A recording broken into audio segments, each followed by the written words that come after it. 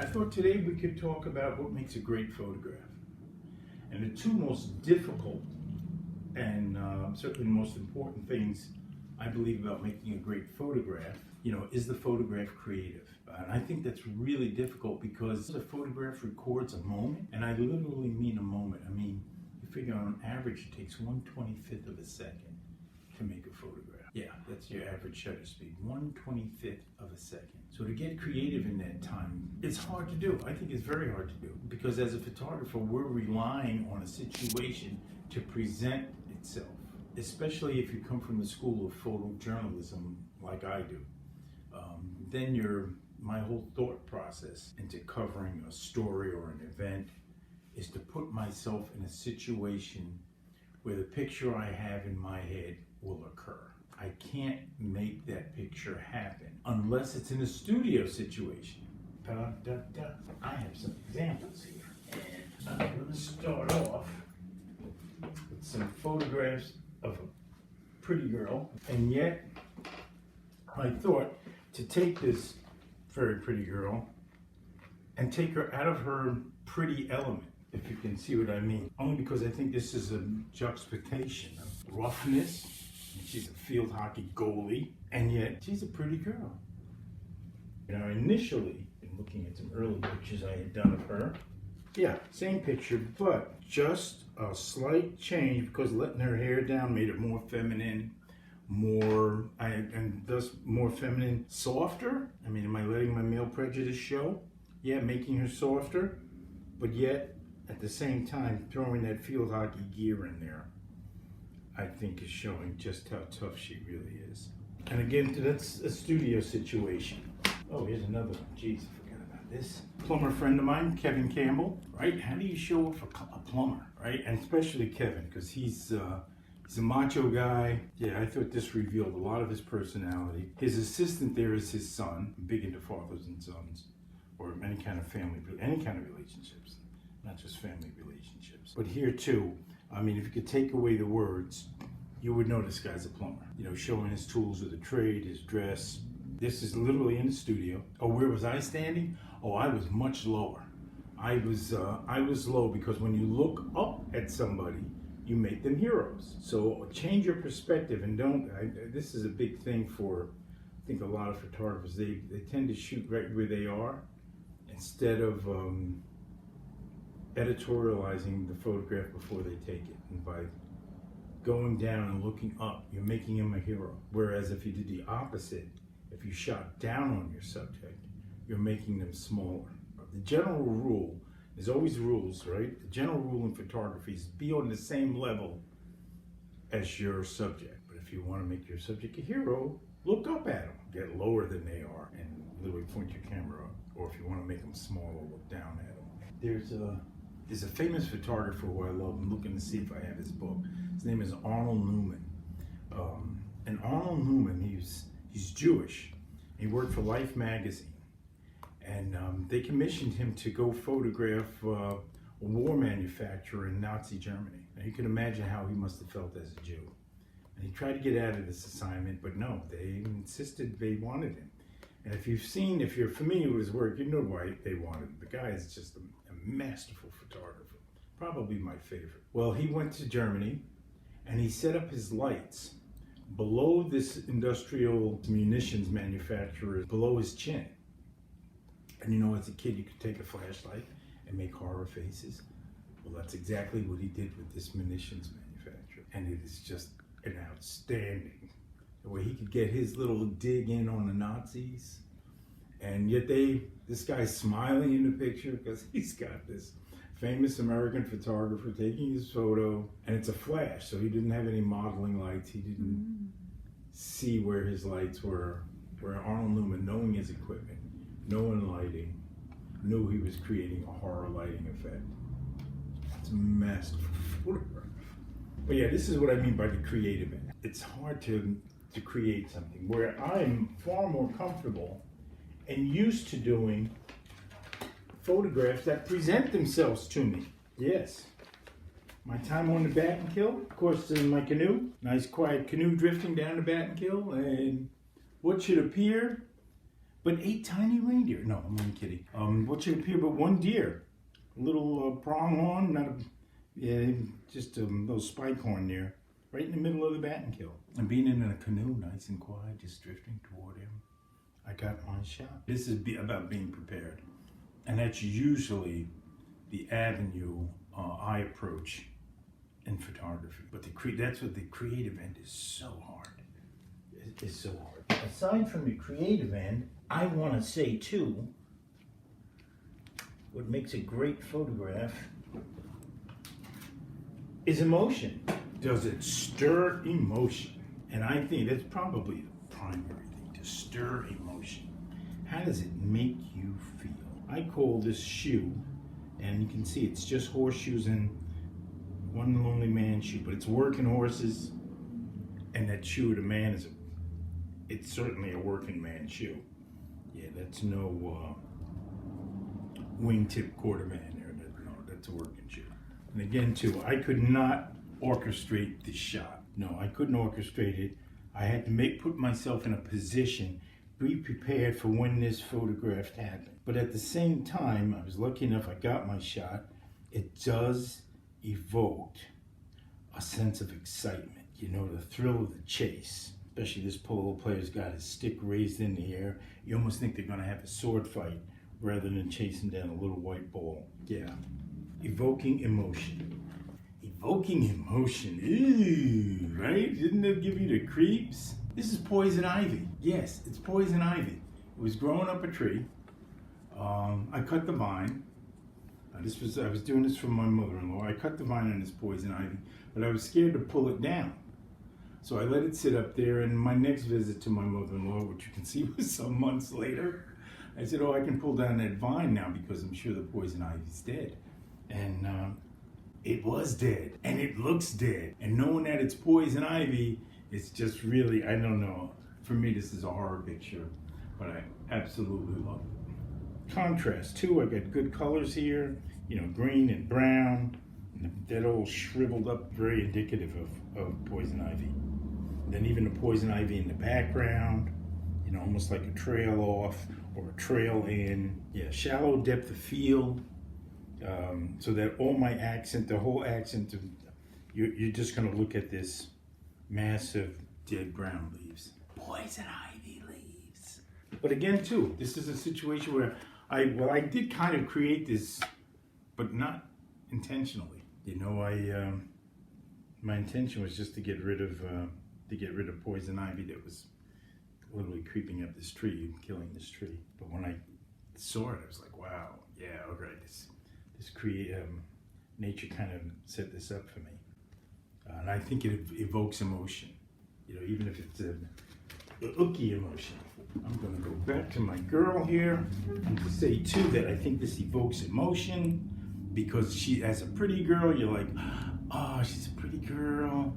But then too, it's kind of a conflicting emotion because you're like, wow, she's not just a pretty girl, it's a tough girl. Too often I think we just think of, you know, like pretty flowers. You know, let's say collect the pretty flowers and not thinking of what the flowers are good for. You know, they may have medicinal value. You know, they may be a food source. And the same thing with a pretty girl. Yeah, okay, pretty to look at, but wow, this girl got skills. Oh, this is nice. Okay. I'm so sorry to stick so much with polo, but like most sport is just a reflection of life. Everything that's in life is in sport. And in here too, just these guys high-fiving each other. You know, it's like friendship. We all have that. You know, something that we can share. It's a feel-good photo. Again, evoking emotion. And it's not like something I could have set up. Well, I guess I could have set up this shot, but I didn't. It was just like I was prepared, camera ready, and these guys just filled in the story for me. Evoking emotion. What's the emotion? Ouch, right? Ooh, and ooh. Are those horses gonna run over him? You'll never know because it's a still photo. But yeah, evoking emotion. And even simple photos can evoke emotion, right? Blurry shot, but you know he's moving. What's causing that blur? this horse is so fast, right?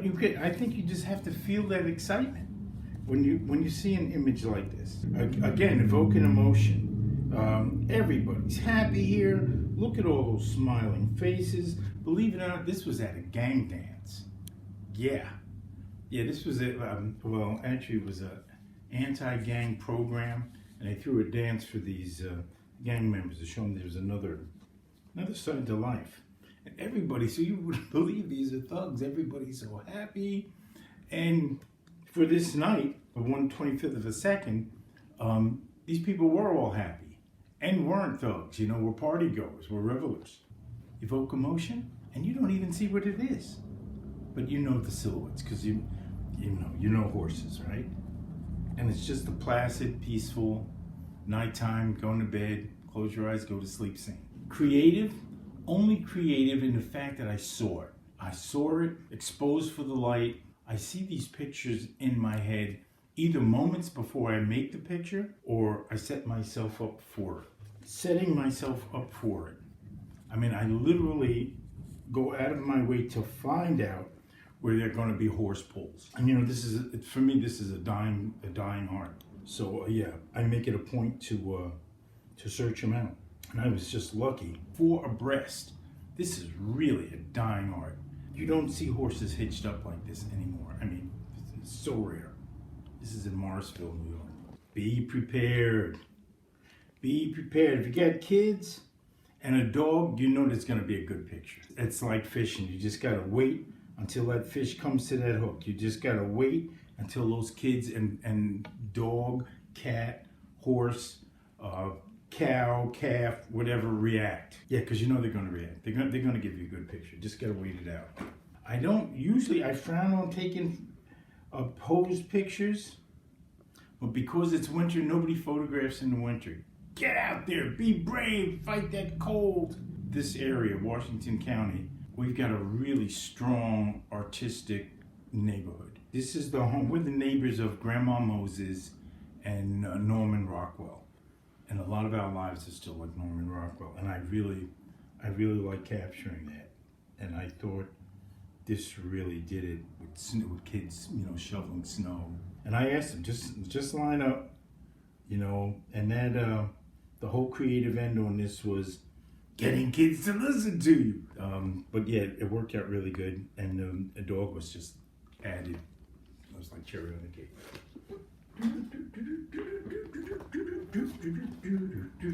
I live in Greenwich. I love Greenwich. What makes Greenwich different than all of our neighbors is that we have the Battenkill River, and in the fall, the Battenkill is just flooded with geese. Knowing your equipment, I know my equipment, so I think this is a creative shot because I know all the geese would be in the big bay, the still waters of the river, but I needed a big lens because telephoto lenses tend to compress. And you can see, and that compression adds to the crowdedness of the geese on the river. What I mean by compress, you don't see the space that's actually between these geese. Big lenses tend to compress. Yeah, it gives it a really crowded scene. This is the closest we get to New York City.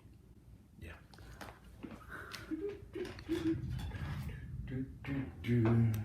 There was no way in the world I could pose this shot. These two, though they're friends, they don't cooperate when it comes to posing. So again, it's a situation where I set myself up knowing this would happen because they do this all the time. Now, though this doesn't look like a composed shot, and you can see it's certainly not in the studio, I really had to be aware of my background, right? How do I keep this steer this bull from literally going into the background? Give him some contrast. Another steer. And all I had to do was just walk a few feet in another direction to show off more of that black background. Yeah, tells a story. I don't know how much creative it is, but I think it's very emotional. A kid and his dog taking a walk in the woods with his buds. Scene right out of the Little Rascals. Scene right out of Norman Rockwell, our neighbor. Right, the beauty of America.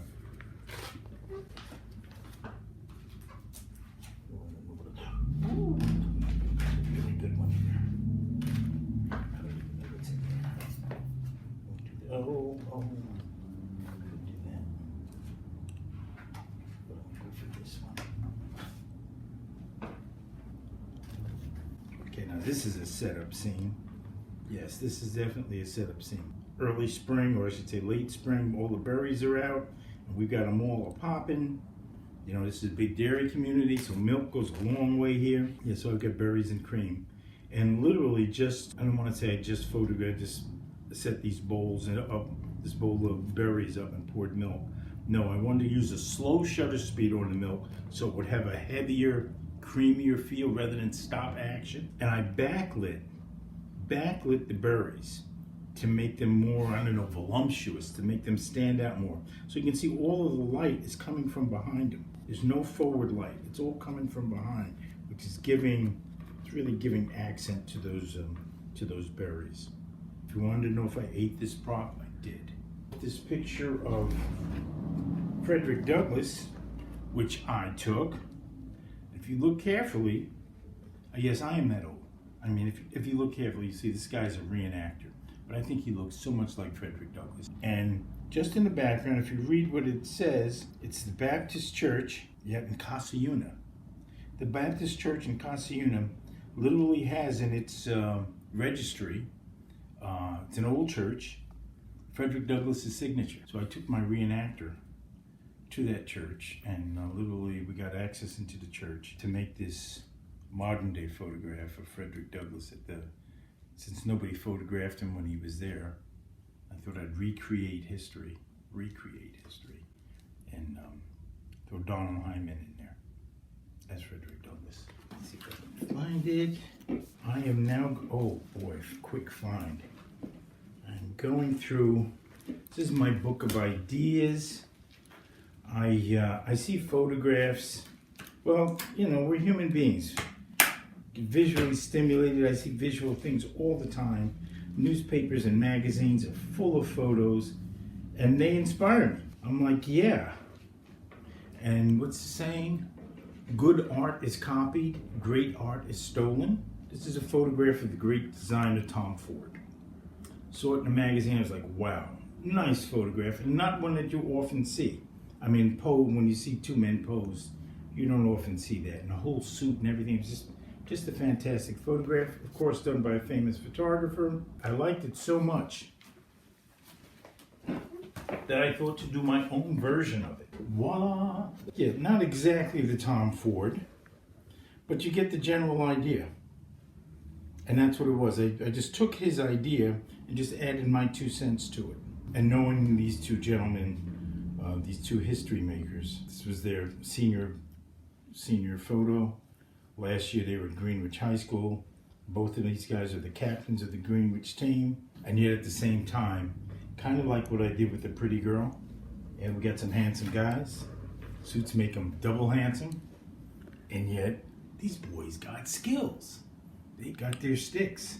And they're holding them in a manner that shows you that, yeah, they're not only comfortable with them, but they know how to use them. All based on somebody else's photograph. So when you're lacking creative skills, steal somebody else's.